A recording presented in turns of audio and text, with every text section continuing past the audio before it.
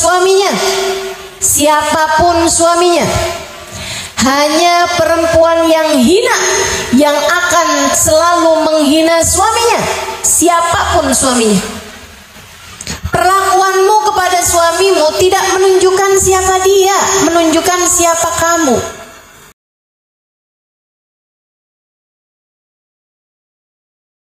Kenapa banyak perempuan ada dalam neraka? Rasulullah, apa sebabnya? Apa yang menyebabkan perempuan berada dalam neraka?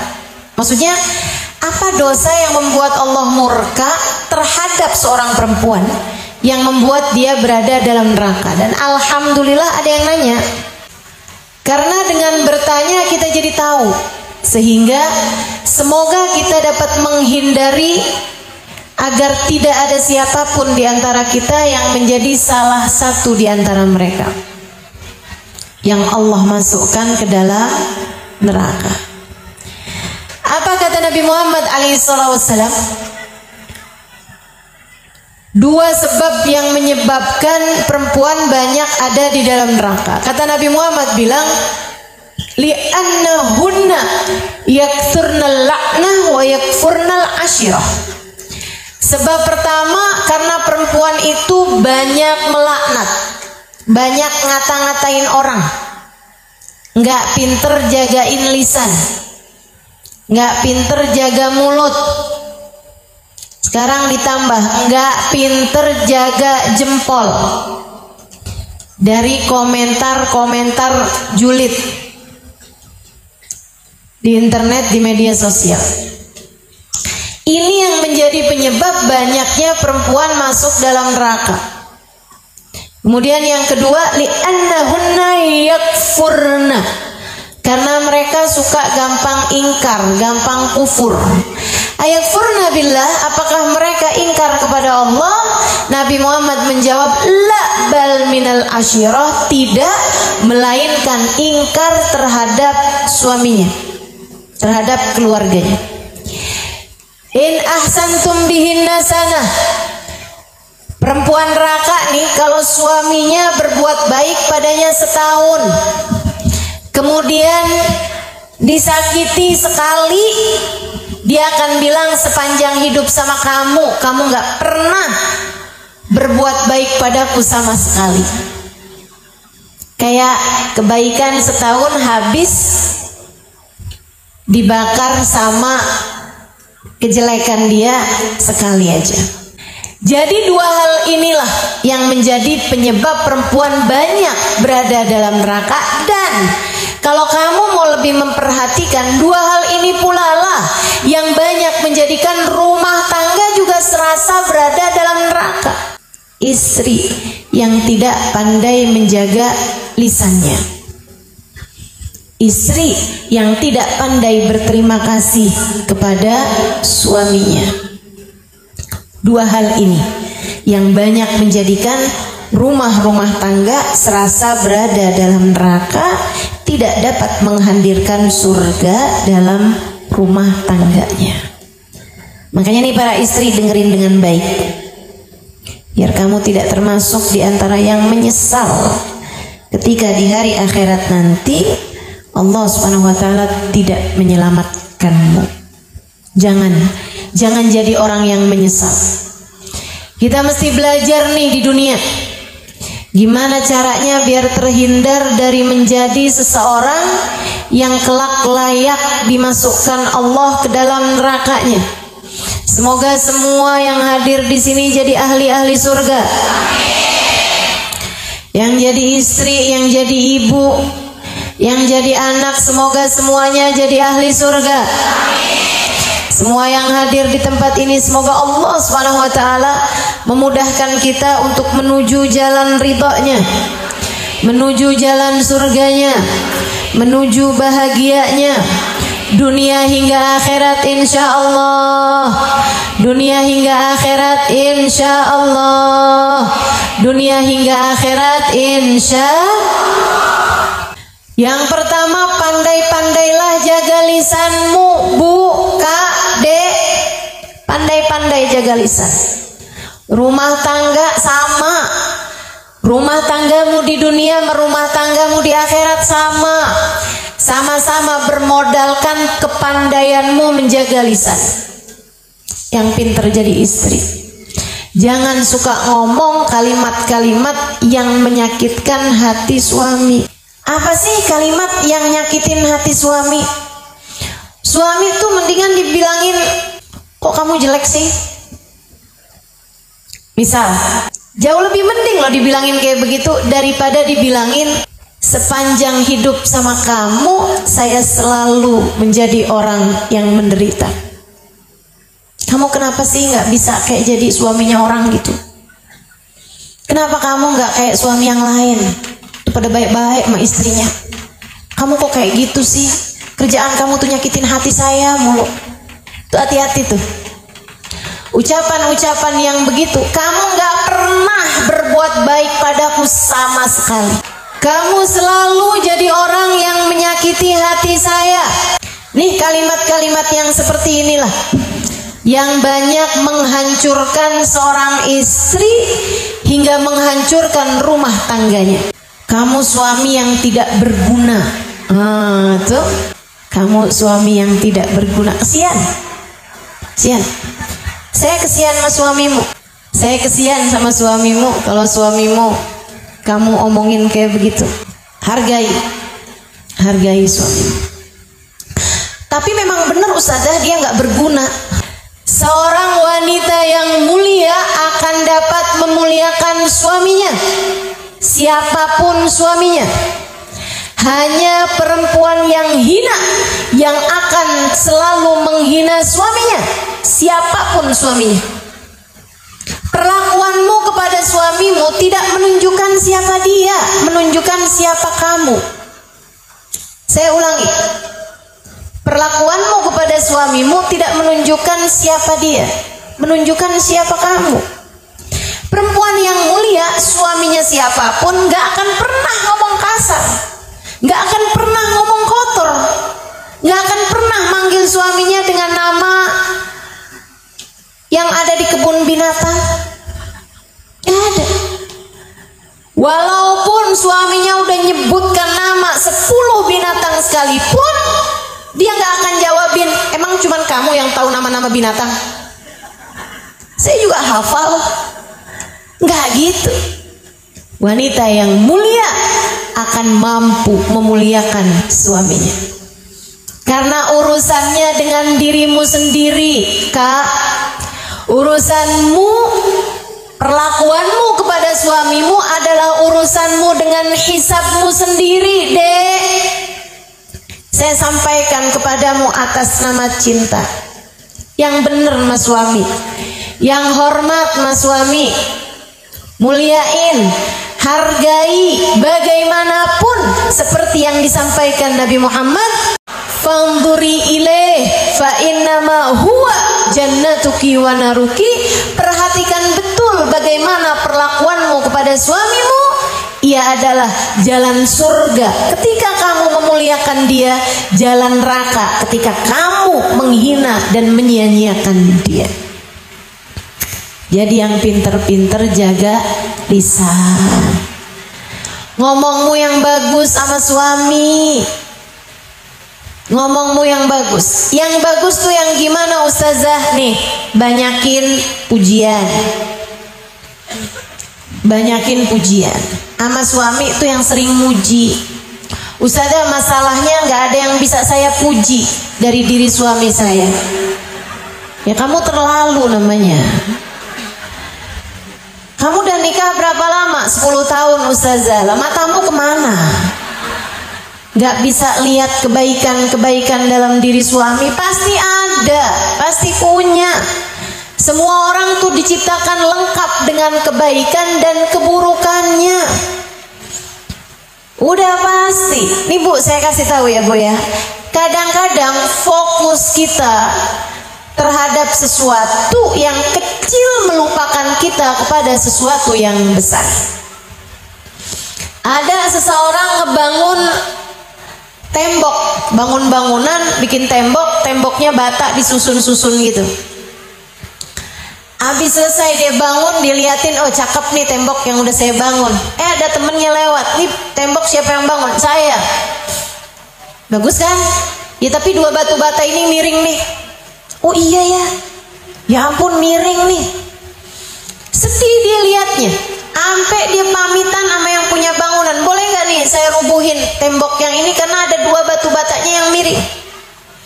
Jangan dong, kan kita udah keluarin modal banyak nih buat bangun tembok ini. Dia bilang tiap saya lewat tembok itu tiap hati saya sedih. Karena saya punya dua batu bata yang miring. Sampai satu hari teman saya lewat, terus dia bilang, siapa yang bangun tembok ini? Saya. Bagus. Apaan? Ini dua batu batanya miring. Emang berapa banyak batu bata yang udah kamu bangun di sini?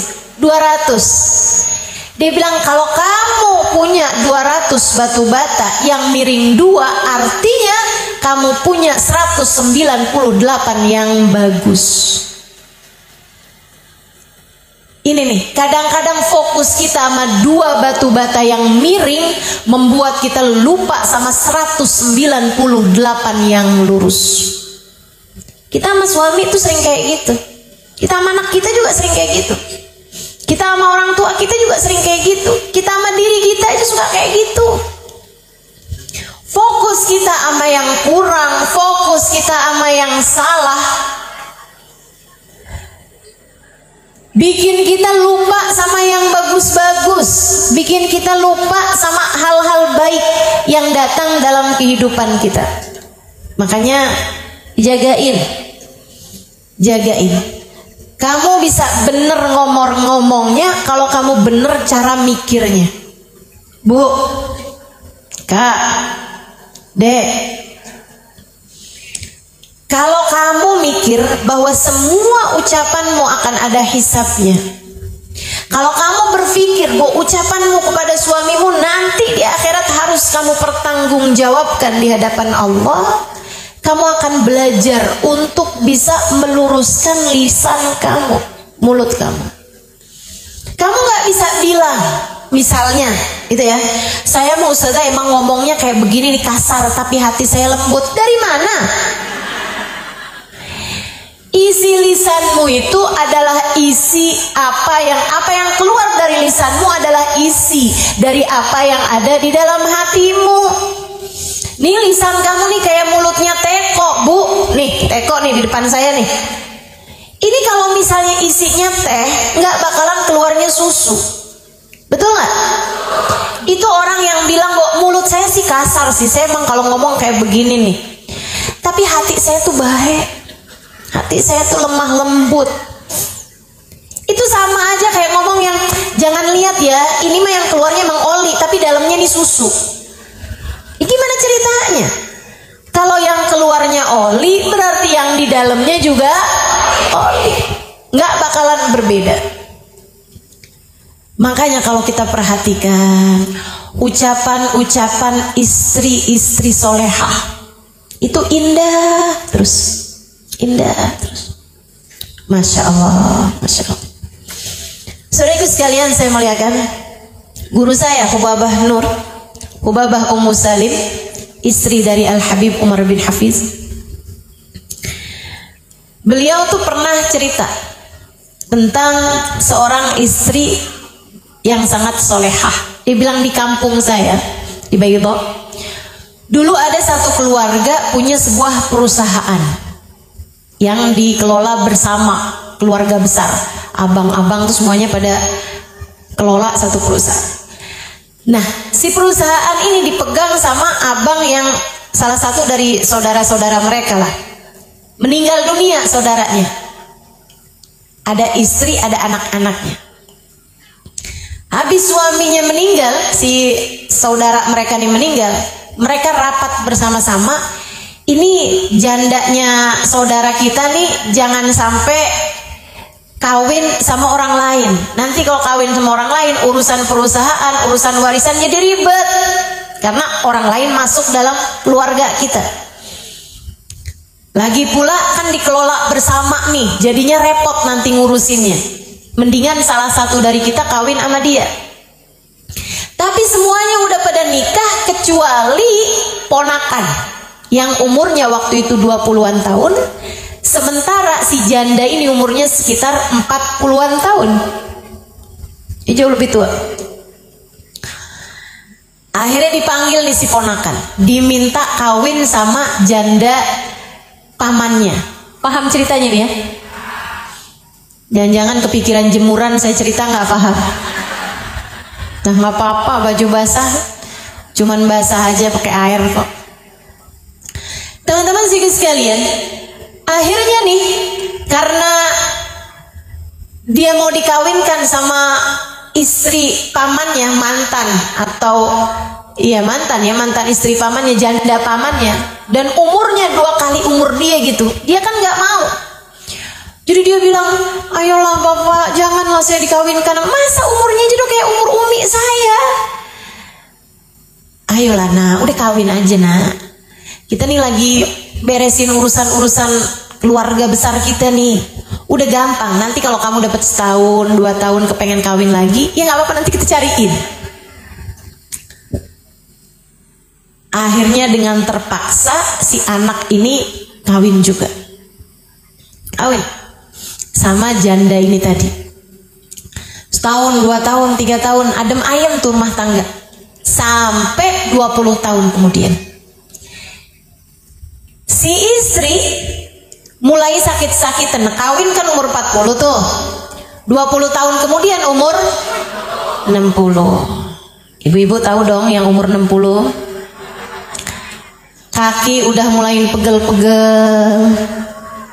Di samping tempat tidur dulunya parfum wangi-wangi, sekarang pertolongan pertama pada kecelakaan.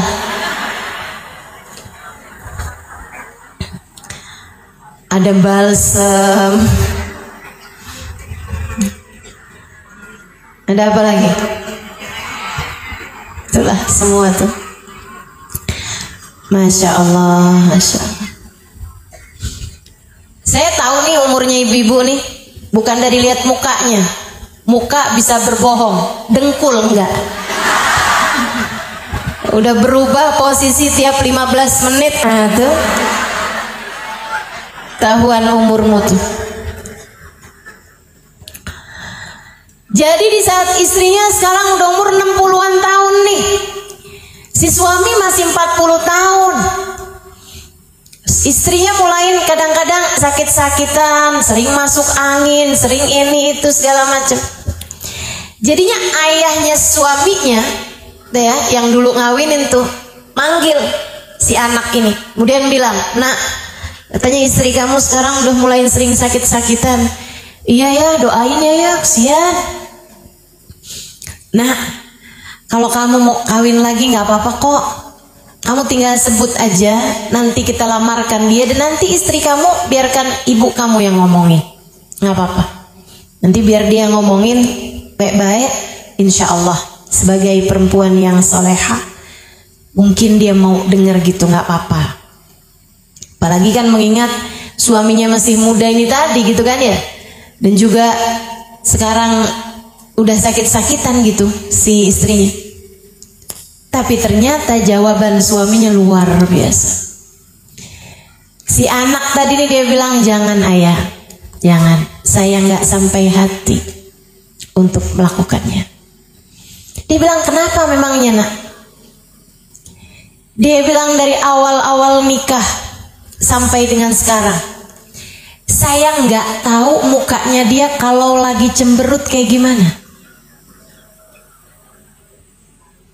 Tiap kali saya lihat dia tersenyum, tiap kali saya panggil dia bilang lebek habibi. Nggak apa-apa sayang, nggak apa-apa. Dia membuat saya menjadi setara raja. Bagaimana mungkin saya tidak membuat dia menjadi seperti ratu? Dia bilang dia adalah istri yang sampai dengan sekarang saya tidak pernah mendengarnya berkata tidak kepada saya. Gak pernah ngomong keras, gak pernah ngomong kasar. Dia bilang dia selalu tersenyum, dia selalu berkata lebek habibi, lebek habibi. Masya Allah. Wanita yang seperti ini ayah, saya tidak mau menjadi lelaki jahat yang meninggalkannya di saat dia dalam keadaan sakit. Masya Allah. Yuk perempuan, jadilah solehah.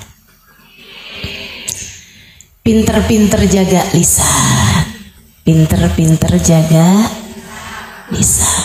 Ngomong yang bagus, puji suami, rayu suami, halal asal suamimu sendiri.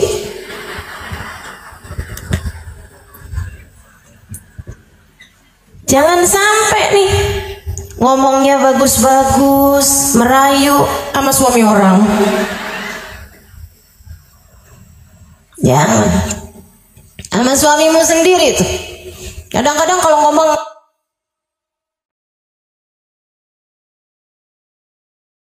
sama orang lembut gitu, baik, tapi giliran ngomong sama suami, ya Allah.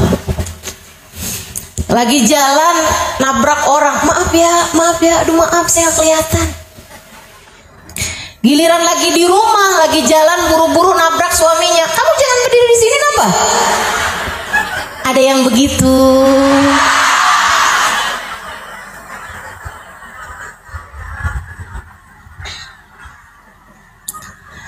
Kalau ada orang nih sama orang lain, dia ngasih kamu tempat duduk misalnya di bis, makasihnya sampai nggak kelar-kelar.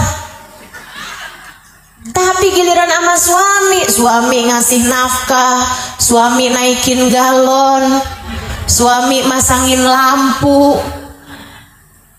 emang udah kewajibannya saja. Makasih, apa susahnya sih? Iya, kenapa ada ustazah? Kalau mau makasih sama orang gampang, sama suami susah. Gak ada, itu kamu aja begitu. Kamu mau nyalahin siapa? Kamu yang tidak pandai mendidik dirimu itu. Belajar buat mendidik diri sendiri. Jagain lisan, pinter-pinter ngomong sama suami yang bagus. Belajar. Ibu-ibu sekalian, emang ustazah udah bagus ngomongnya? Belajar. Kita semua belajar. Kalau nggak belajar, hidup di dunia mau buat apa? Kita belajar menuju surga kita masing-masing.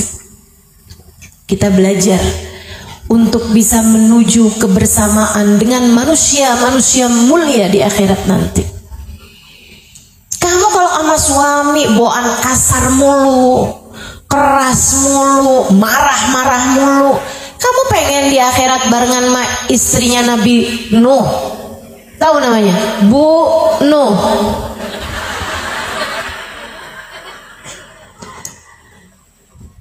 Jangan sampai di akhirat kita bersama dengan orang-orang yang dimurka Allah Subhanahu wa taala. Kata Nabi Muhammad sallallahu alaihi wasallam, ayyuma imra'atin qalat li zawjiha ma ra'ait fika khairan qad tahwi biha fi nari jahannam 70 kharifa.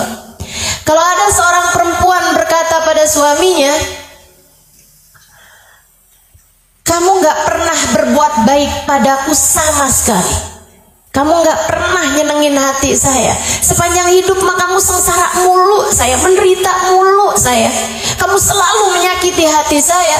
Kata Nabi Muhammad, ucapan itu menjadikan seorang perempuan, seorang istri terjerumus neraka jahanam 70 tahun lamanya. Kita nggak mau di akhirat diseret ke neraka oleh lisan kita sendiri. Jangan sampai di akhirat kita ditarik ke neraka sama lisan kita sendiri. Karena ngomongnya nggak bagus, ngomongnya nggak benar.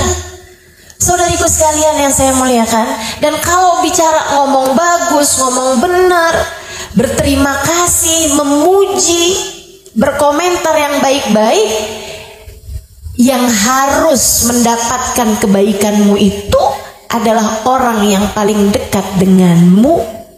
Tentu saja adalah suamimu, anak-anakmu, orang tuamu.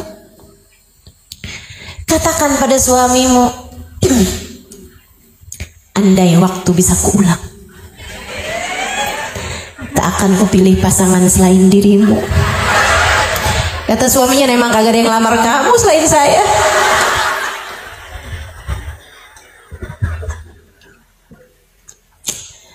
Sampaikan pada suamimu, ada banyak hal yang saya sesali. Dan menikah denganmu bukan salah satunya. Ada banyak hal yang saya syukuri. Dan menikah denganmu adalah nomor satunya. Enak banget tuh. Ayo dah, belajar. Belajar teman-teman, belajar. Belajar buat ngomong yang bagus sama suami. Insya Allah. Kamu adalah hadiah paling manis yang Allah berikan dalam hidup saya.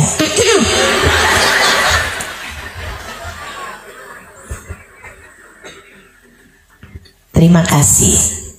Saya tidak dapat membayangkan hidup tanpa kehadiran kamu. Itu kan enak, suami dengarnya adem. Suami dengarnya tuh kayak yang, ya Allah. Udah tuh kayak diguyur air es di saat lagi panas-panasnya. Adem. Belajar buat bisa kayak begitu. Sayyidah Khadijah bintu Khuwailid, istri baginda kita Nabi besar Muhammad. Dulunya wanita kaya raya. Segala apa yang dia mau tersedia. Apapun yang dia inginkan ada. Punya banyak harta melimpah ruah. Punya banyak pelayan. Punya perdagangan, bisnis sangat besar. Tapi menikah dengan Nabi membuatnya habis-habisan. Hingga bahkan pada puncaknya mereka sekeluarga diboikot. Nabi Muhammad tinggal di rumah pengasingan di lembah Abu Thalib 2,5 tahun. Nabi Muhammad bersama dengan Sayyidah Khadijah di sana. Orang gak boleh jual makanan sama mereka, sehingga mereka seringkali berhari-hari menahan lapar. Sayyidah Khadijah kadang dapat minuman susu diberikannya kepada Nabi Muhammad. Sayyidah Khadijah bilang, saya enggak perlu Rasulullah, minumlah. Sayyidah Khadijah berkata, kuntu amshi amyalan. Saya terkadang berjalan bermil-mil jauhnya hanya untuk sekedar mencari makan. Lapar yang tak mampu kukuasai membuatku terpaksa makan dari daun-daunan hijau. Jalan bermil-mil nyari apaan aja, ketemu rumput dimakanin sama Sayyidah Khadijah. Kata Sayyidah Khadijah, sampai saya ngerasain gigi-gigi saya tambah hari tambah tajam. Kebanyakan ngunyahin rumput. Saudariku sekalian, sampai badan Sayyidah Khadijah hanya tinggal tulang berbalut kulit belaka.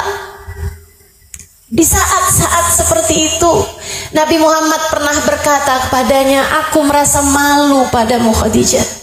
Dulu aku menikah denganmu sedangkan kamu adalah seorang perempuan yang kaya raya. Sekarang kamu menjadi miskin papa. Aku malu padamu Khadijah. Dulu aku menikah denganmu sedangkan kamu adalah perempuan yang dimuliakan kaummu. Sekarang kamu bahkan dihina dengan sampai sedemikiannya Khadijah. Aku malu padamu. Aku menikah denganmu sedangkan kamu adalah seorang perempuan yang cantik cerita. Sekarang maafkan aku Khadijah. Maafkan aku Khadijah. Jadi tinggal tulang baru kulit belaka teman-teman.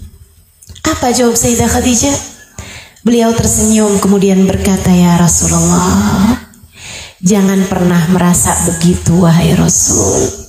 Engkau harus tahu, sejak aku menikah denganmu telah kujadikan hidupku, hartaku, tenagaku, bahkan nyawaku kupersembahkan untukmu ya Rasulullah. Nih perempuan model begini. Pantas jika Allah membangunkan untuknya sebuah rumah di surga.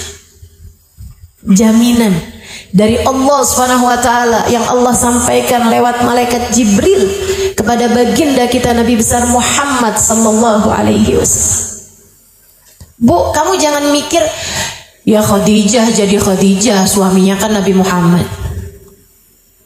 Saya gimana mau baik Ustazah, suami saya modelannya kayak gitu. Ibu-ibu saya sekalian, berbulan-bulan gak dapat makanan yang layak dimakan.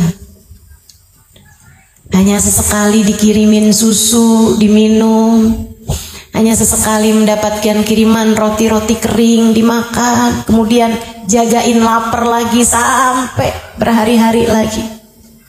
Kamu sanggup? Kamu sanggup? Sayyidah Khadijah bersama dengan segala kesusahannya dalam kehidupan, Sayyidah Khadijah bersama dengan segala lara, duka, air mata, perjuangan, bersama dengan itu semuanya, innaha maqalat la qattu inda zawjiha, sesungguhnya Khadijah adalah istri yang tak pernah berkata tidak kepada suaminya. Saudariku sekalian yang saya muliakan, ini bukan tentang siapa suamimu, ini tentang kamu. Bagaimana akhlakmu kepada suamimu. Kamu tidak akan dihisap atas apa yang dilakukan suamimu kepadamu. Kamu hanya akan dimintai pertanggungjawaban atas perlakuanmu kepada suamimu. Suamimu lagi pengen marah-marah, ya udah biarin, kamu jangan. Suamimu lagi pengen kesel sama kamu, ya udah biarin, kamu jangan. Tetaplah jaga diri, tetaplah jaga lisan. Sebab apa yang kamu lakukan semuanya hanya akan kembali kepada dirimu sendiri. Belajar buat sabar, belajar buat benar, belajar untuk selalu solehah. Kapanpun, dimanapun, dan dalam keadaan seperti apapun, insya Allah.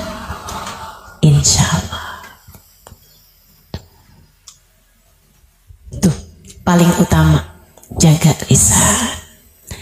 Pengen menghadirkan surga dalam rumah tanggamu, mesti pinter-pinter jagain lisan.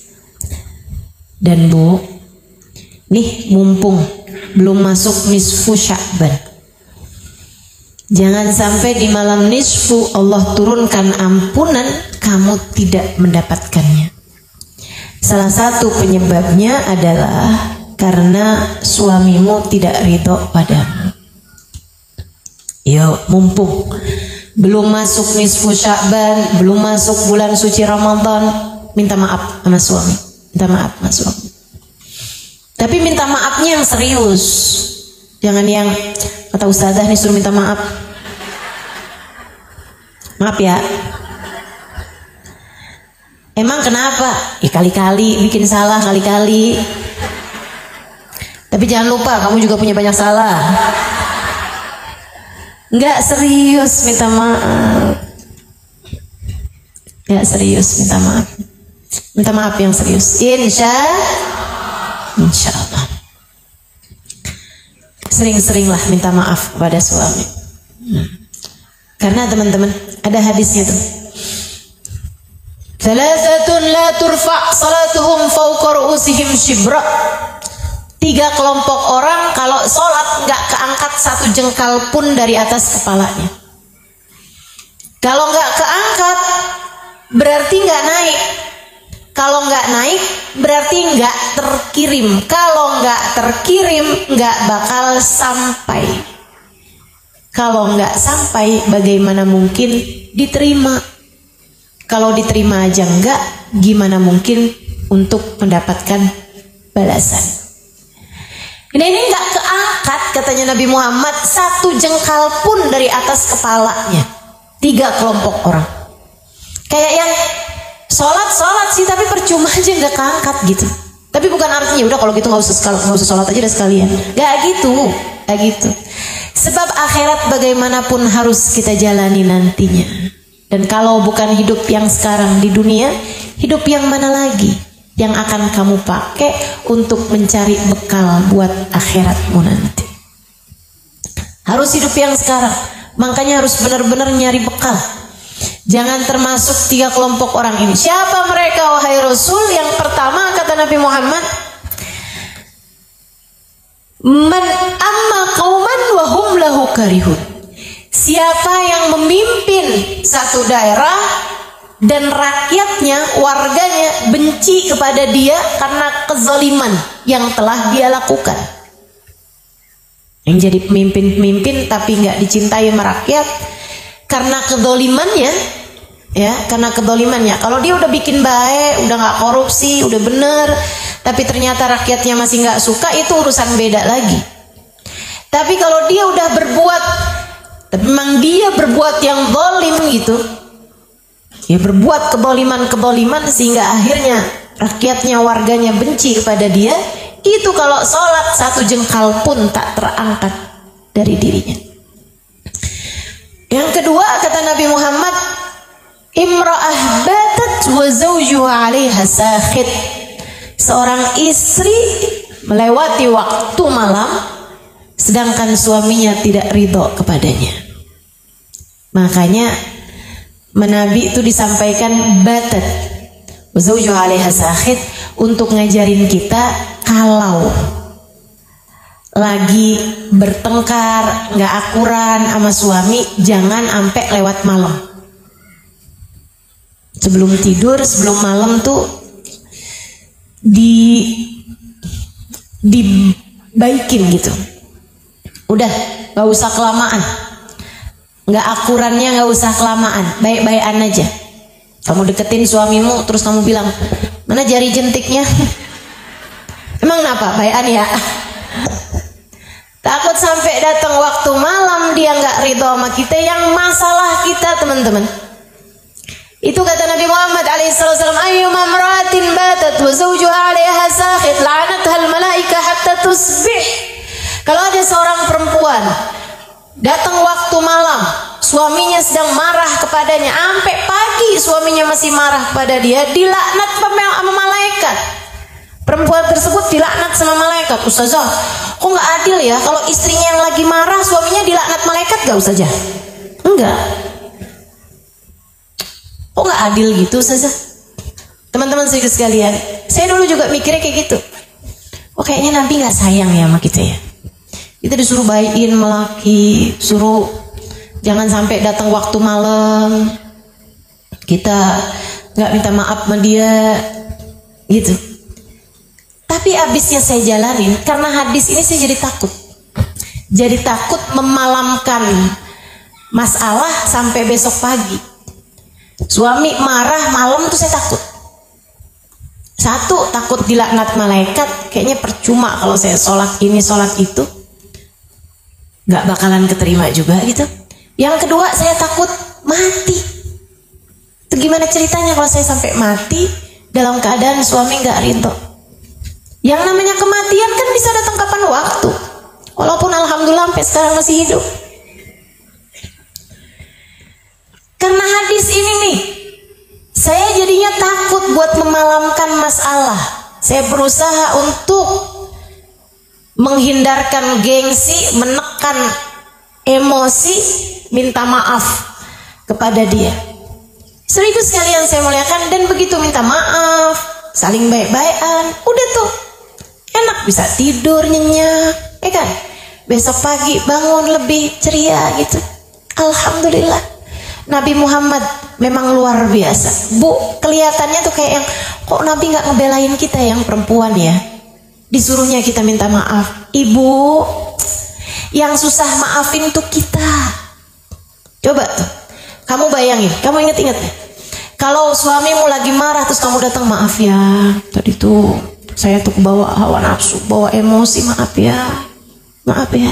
Apa yang suamimu bilang? Iya udah nggak apa-apa. Gitu paling. Betul nggak? Coba kamu inget-inget. Seingat saya nggak gitu Ustazah. Kamu punya suami? Enggak. Saya nggak nanya sama kamu. Rata-rata tuh suami kayak begitu. Tapi kalau suaminya yang minta maaf sama istri, maafin ya? Enggak. Ayo dong maafin. Enggak. Kita tuh susah. Semakin dimintain maaf, semakin egonya naik terus. Bukan begitu? Makanya teman-teman, kecuali nih, saya mau kasih tahu juga nih sama para suami nih.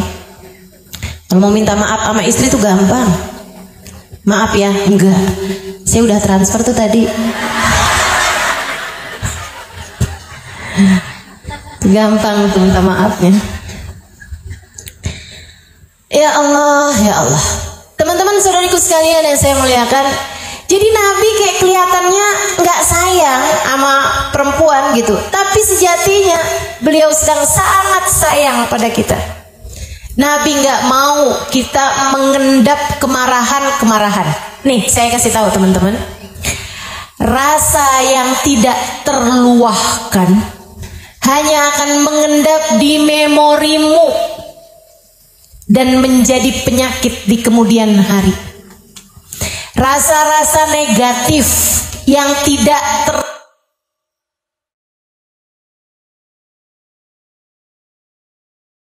tersampaikan, tidak terluahkan, ya, kamu kesel, ya udah dibawa tidur aja deh, besok mungkin lebih baik. Kamu marah, udah nggak apa-apa, biarin aja deh. Kamu lagi penuh dengan amarah, apapun aja bentuknya tuh, kemarahan, bahkan dari kecil tuh. Itu teman-teman saudariku sekalian, kayak kotak sampah kamu isi nggak pernah kamu buang-buang. Tuh kayak gitu tuh. Kayak gitu. Bad mood aja gitu. Moodnya jadi nggak bagus aja gitu kan. Bawaan marah-marah mulu, anak dimarahin, suami dimarahin, tetangga dimarahin, orang nggak salah dimarahin, jalanan dimarahin. Ada tuh kan modelan perempuan kalau ngomong marah aja. Iya tuh Ustazah, kenapa ya Ustazah saya suka kayak begitu? Itu gara-gara rasa-rasa negatif yang tidak terkeluarkan dari dalam hatimu. Ia jadi timbunan sampah memenuhi ruang hatimu itu, karena membiarkan masalah, mengendapkan masalah. Itu sebabnya Nabi yang tahu diri kita nih kayak apa, sama Nabi disuruh kamu jangan malemin masalah, minta maaf sebelum tidur. Kalau kamu tidur dalam keadaan saling marah-marahan, kamu akan dilaknat malaikat sampai pagi hari. Nabi kelihatannya kayak ngancem, padahal itu biar kamu nggak jadi sakit, nggak jadi orang yang pribadinya buruk, nggak jadi orang yang karakternya berantakan, nggak jadi orang yang hidupnya sumpek terus-terusan, nggak jadi orang yang sedih terus-terusan. Justru karena rahmatnya kepada kita, makanya Nabi diajarin begitu. Bahkan Nabi ngajarin lagi nih, tapi Rasul, ini masalah berat banget Rasul, saya nggak bisa maafin suami saya dalam waktu dekat. Kata Nabi, oke kalau gitu 3 hari, jangan lebih dari 3 hari. Jangan lebih 3 hari. La yahil limri'in, nggak halal, kata Nabi, nggak halal bagi seseorang untuk mendiamkan suaminya, temennya dalam keadaan marah ya, lebih dari 3 hari. Itu ajaran Islam teman-teman. Biar kamu tuh nggak terus mendep.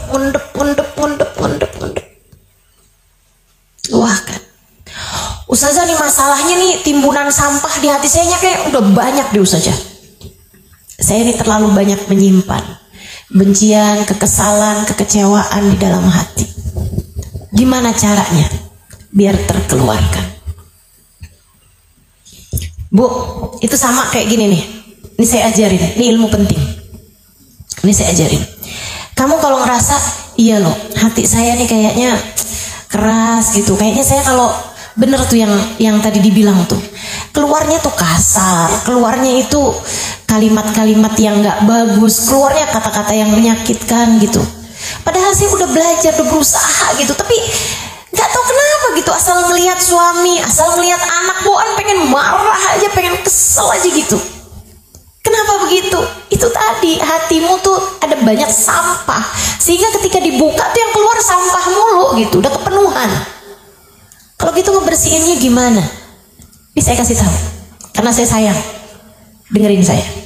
Gimana cara membersihkan air di gelas yang sudah penuh dengan air oli misalnya? Ini isinya oli nih, gelas nih misalnya. Saya mau bersihin. Gimana caranya? Teman-teman saya sekalian, tuangin air yang bersih. Terus aja dia luber sampai lama-lama habis semua yang kotor-kotor. Jelas? Apa tuh air yang bersih itu? Rahmatnya Allah. Rahmatnya Allah yang turun. Di mana dapetin rahmatnya Allah yang turun? Yang turun, mohon maaf nih ya, udah sore gini nih, keluar dari subuh. Gimana caranya biar rahmatnya Allah itu turun? Di mana turunnya? Ada pada hati yang merunduk pada Allah Subhanahu wa taala. Ada di majelis-majelis, pertemuan-pertemuan yang baik, di sholat malammu, di waktu kamu baca Al-Quran, di waktu kamu kangen sama Nabi Muhammad, saat bersolawat kepada Nabi Muhammad, tuh lagi dituangin. Apa cirinya? Saudaraku sekalian, apa cirinya? Kalau air tadi itu udah luber, cirinya keluar air. Maka orang yang dalam keadaan sedang dibersihkan Allah dari sampah-sampah hatinya akan menangis saat-saat ia beribadah pada Allah Ta'ala. Kamu pengen bersihkan hati kamu, sering-seringlah menangis kepada Allah Ta'ala. Sering-seringlah mengalirkan air mata. Entah karena merasa malu kepada Allah, entah karena merasa takut atas dosa-dosa yang telah kamu lakukan. Bukan nangis karena nonton drakor, bukan. Nangis karena rindu kepada Allah, nangis karena rindu kepada Rasulullah.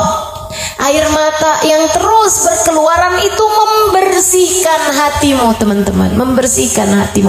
Itu sebabnya salah satu dari 4 hal yang Nabi Muhammad berlindung darinya. Allahumma inni a'udzubika min ilmin la yanfa. Ya Allah, aku berlindung kepadamu dari ilmu yang tidak bermanfaat. Wa min qalbin la yahsha, dari hati yang tidak bisa khusyuk. Min du'ain la yusma, dari doa yang tidak engkau dengar. Wa min ainin la tadma, dari mata yang tidak bisa menangis. Nabi sampai mohon perlindungan. Kenapa? Gak bersih-bersih hatinya. Gak bersih-bersih hati. Bersihin hati kamu. Kalau hatinya bersih, nanti lama-lama lisannya juga jadi bersih. Gak bisa lagi ngomong kasar, gak bisa lagi ngomong kotor. Ngomongnya yang bagus-bagus, ngomongnya yang manis-manis. Jadi pengen menghadirkan surga dalam rumah tangga, lisanmu bagusin. Jaga lisan, insya.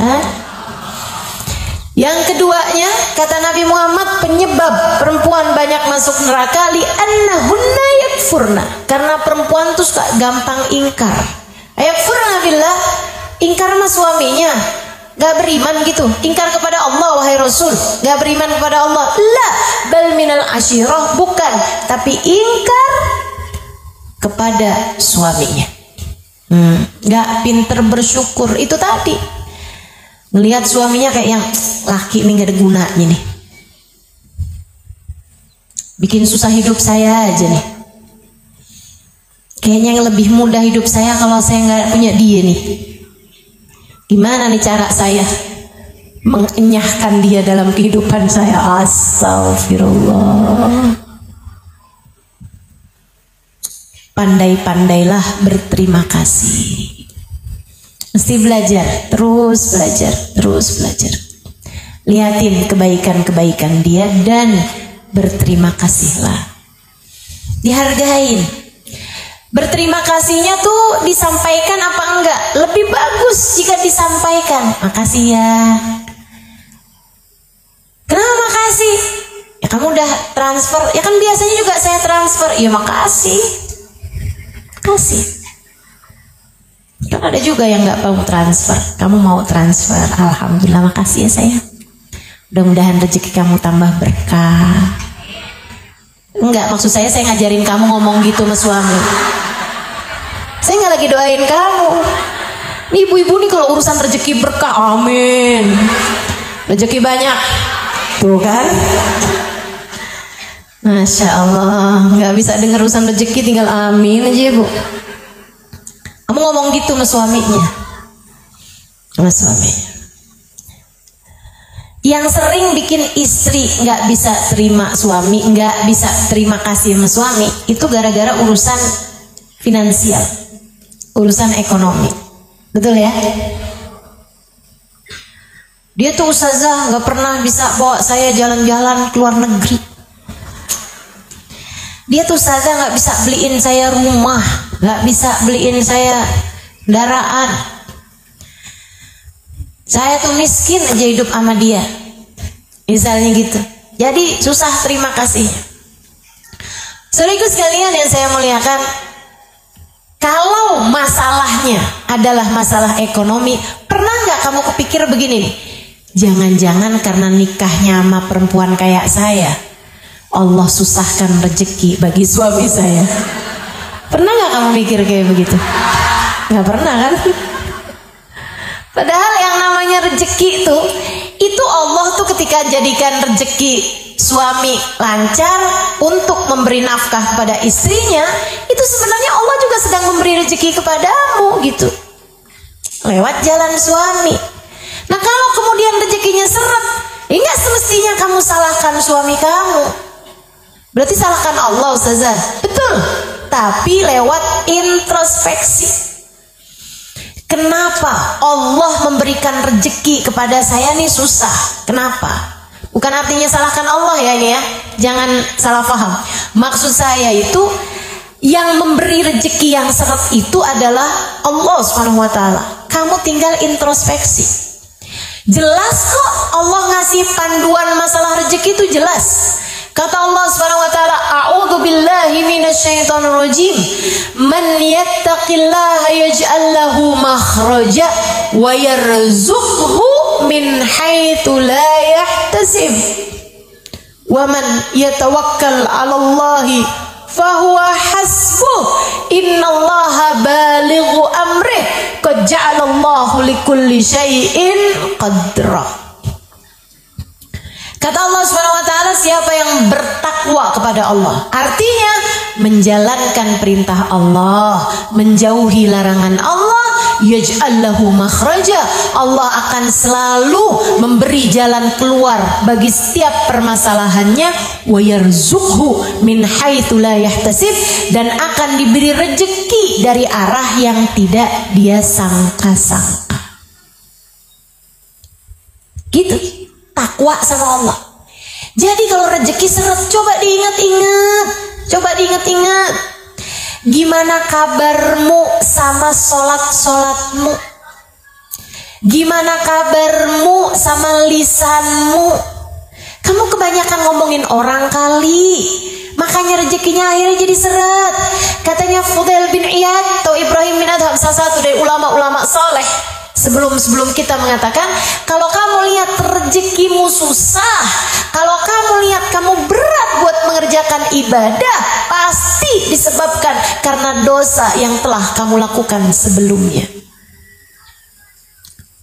Ustazah, apa artinya orang-orang yang rezekinya pada lancar-lancar itu karena mereka bertakwa sama Allah, Ustazah? Belum tentu juga.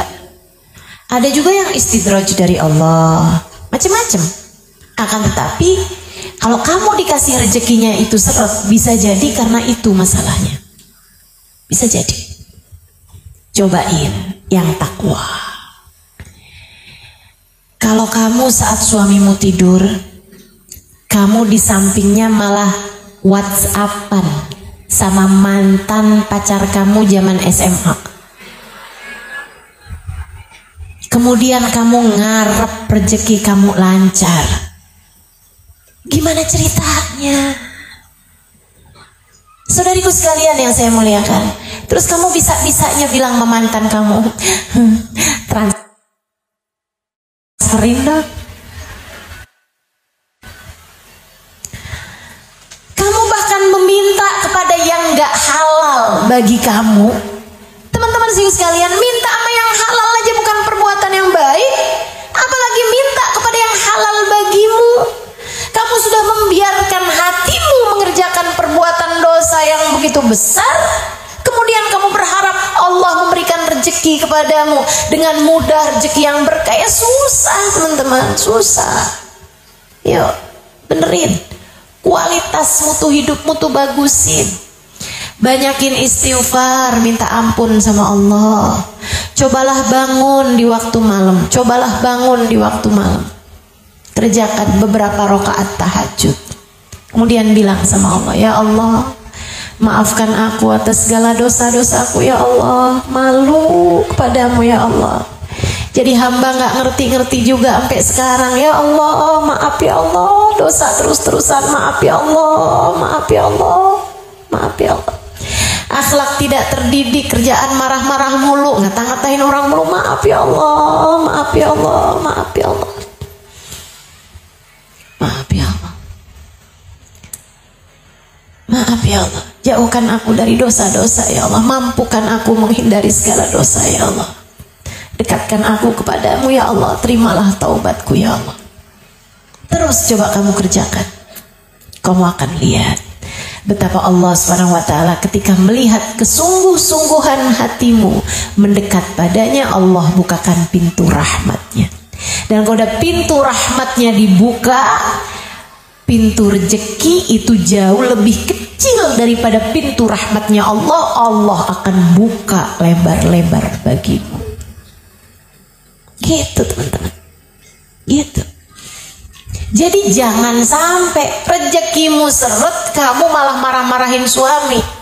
Kata Allah, rezekimu aku seretin karena akhlak kamu yang buruk, lah malah ditambahin. Ya tambah seret bakalannya, tambah susah bakalannya.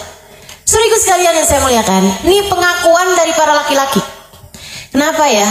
Kalau keluar rumah dalam keadaan habis bentak istri, habis ngomong gak enak sama istri sama anak, itu rezeki kayak susah gitu sepanjang hari. Tuh, suami aja ngerasain kayak begitu.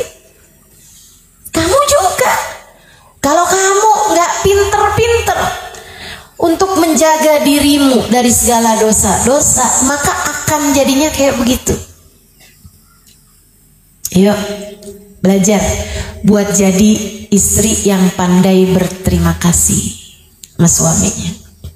Ingat, yang ngasih rezeki itu satu, bukan suami, tapi Allah. Ada seorang laki-laki soleh, miskin, punya anak banyak. Kemudian ada yang ngajakin haji. Dia bingung. Ada dia aja nyari nafkah tiap hari, keluarganya pas-pasan, apalagi dia pergi haji gitu kan, tinggalin keluarganya. Dia diskusi sama istrinya. Istrinya solehah, istrinya Masya Allah. Istrinya bilang begini nih, ini kesempatan kamu sayang, kesempatan buat bisa berangkat pergi haji, pergilah, pergilah, pergilah. Allah menghadiahkanmu hal yang begitu indah, pergilah. Sertakan aku dalam doa-doamu di sana. Sertakan kami semua keluargamu dalam doa-doa indahmu di sana. Sampaikan salam kami kepada Nabi Muhammad. Doakan kami agar suatu hari juga dapat pergi ke sana. Pergilah sayang, pergilah. Suaminya bilang, tapi gimana dengan nafkah kalian? Tenanglah, tenanglah. Kamu pergi, Allah kan gak pernah pergi. Udah berangkat suaminya. Istrinya, ini model istri-istri kompor nih. Istrinya, tetangganya. Ini kan mulai sore nih, ngomong bakalan banyak salah-salah nih. Tetangga-tetangganya banyak yang jadi kompor.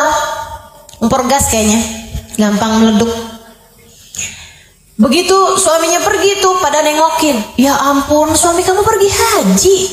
Ada dia aja kehidupan kalian udah susah, gimana kalau nggak ada dia ya? Kamu nggak apa-apa ditinggal suami nih, kayak sok perhatian, padahal julid. Kamu jangan sampai jadi orang yang kayak begitu. Jangan sampai jadi orang kayak gitu. Tapi si perempuan solehah, perempuan beriman kepada Allah Subhanahu wa taala, faham pemberi rezeki cuma satu, namanya Allah. Emang kamu gak susah ditinggal suami kamu pergi haji kayak begitu, gak ninggalin apa-apa buat kalian? Istrinya sambil tersenyum dia bilang, susah kenapa? Yang pergi kan tukang makan rezeki, yang ngasih rezeki kan gak pernah pergi. Tangannya langsung ya. Dhahaba akilur rizq wa baqir razzaq. Dia bilang, kenapa harus bersedih hati?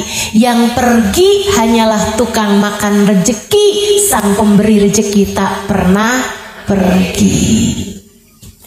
Gitu. Hidup dunia mah cuman segini-gini aja, Bu. Hidup dunia mah cuman segini-gini aja, Kak. Kamu ngarep apa juga dari kehidupan dunia yang cuman segini-gini ini nih? Gak ada yang bisa diharap. Dunia mah kayak gini-gini aja. Iya kan? Kamu pengen punya apa sih sampai segitunya? Suami kamu hina-hina, suami kamu gak bolehin. Kalau gak bawa duit jangan pulang sekalian. Apa yang mau kamu kejar, teman-teman?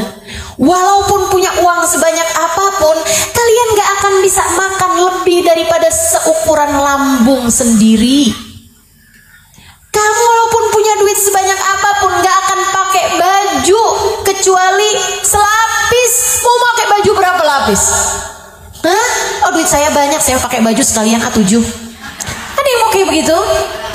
Gak ada. Saudariku sekalian yang saya muliakan, mau apa juga dari kehidupan dunia ini? Kalau kamu punya ya alhamdulillah dinikmati. Kalau gak punya gak usah sampai segitunya, sampai nyari yang haram-haram buat kamu kejar.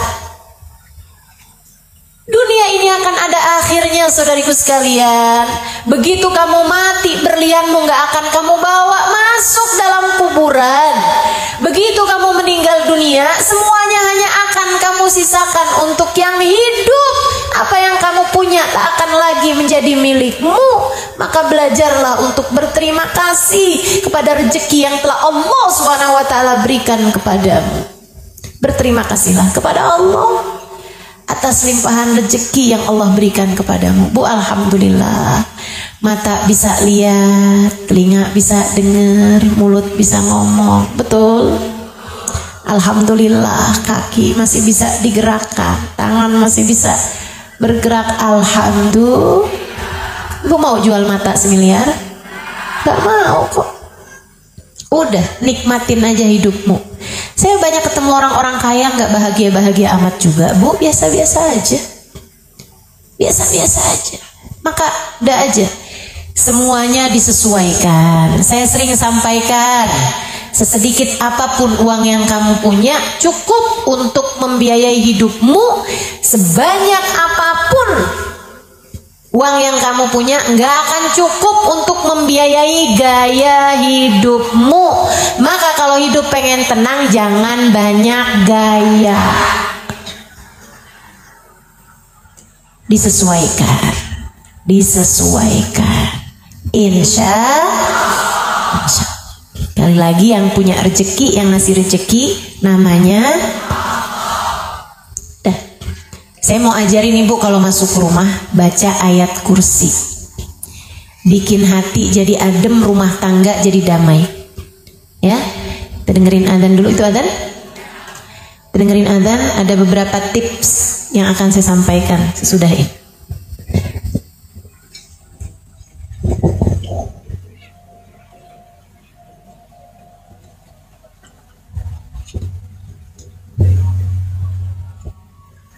La haula wala quwwata illa billah.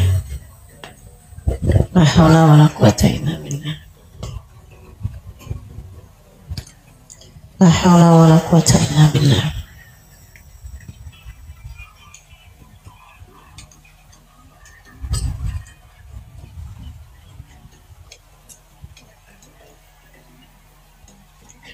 La haula wala quwwata.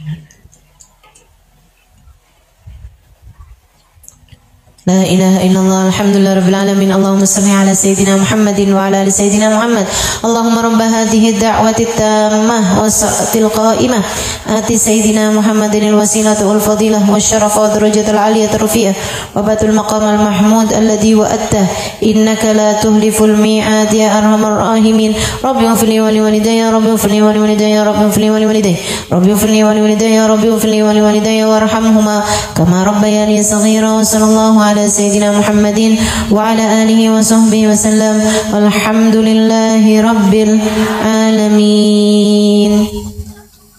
Itu yang pertama, baca ayat kursi setiap masuk rumah. Itu bikin kamu jadi lebih gampang nahan emosi. Kalau di rumah sering marah-marah apa tuh, biasanya juga gara-gara setan juga tuh, digangguin setan. Makanya usahakan kalau masuk rumah baca ayat kursi biar nggak banyak setannya. Ya, itu satu. Kemudian yang kedua, tiap masuk rumah juga habis ucap salam baca surat Al-Ikhlas. Bismillahirrahmanirrahim. Qul huwallahu ahad, Allahus samad, lam yalid walam yulad walam yakul lahu kufuwan ahad. Diajarkan Nabi kepada seorang sahabat yang ngadu menabi banyak utangnya. Ya Rasulullah, daqat alaina dunya. Wahai Rasul, dunia jadi sempit buat saya Rasul. Bingung mau kemana-mana. Nah begitu kata Nabi. Utang banyak Rasul, rezeki diharapkan dari sini nggak dapat, dari sini nggak dapat. Ya ampun, pusing Rasulullah. Apa yang harus kami lakukan? Nabi Muhammad ajar. Idza dakhala ila baitak, kalau kamu masuk dalam rumah, fasallim ala ahli. Ucapkan salam. Assalamualaikum. Ya, kalau masuk rumah ucap salam. Kemudian kata Nabi Muhammad, Tumagro surat Al-Ikhlas. Kemudian bacalah surat Al-Ikhlas. Berapa kali Ustaz? Sekali aja. Kali aja. Sambil jalan apa berdiri? Boleh aja. Boleh sambil jalan, boleh sambil berdiri. Masuk rumah. Assalamualaikum. Wallahu a'lam. Bismillahirrahmanirrahim. Terus kalau di rumah nggak ada kerjaan apa-apa, keluar lagi aja, masuk lagi, baca lagi. Dikerjain tuh sama sahabat. Bulan, 2 bulan, 3 bulan, 4 bulan. Datang lagi sama Nabi Muhammad. Ya Rasulullah, jazakallah anna khair ma jaza nabiyan an ummati. Makasih Rasul udah ngajarin segala-gala sama kami umatmu. Makasih banyak wahai Rasul. Kita saat alaina dunia, alhamdulillah dunia jadi lapang Rasul. Utang udah kami lunasin semuanya.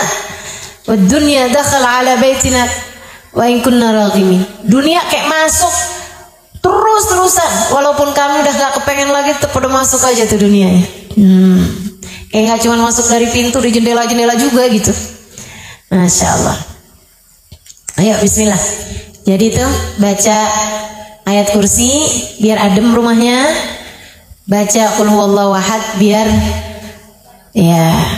melimpah rezekinya. Gitu ya. Ustaz udah baca qul hu nih masih seret-seret juga, introspeksi diri coba. Ya kan? Ingetin dosa apa nih yang masih terus-terusan kamu kerjakan. Begitu.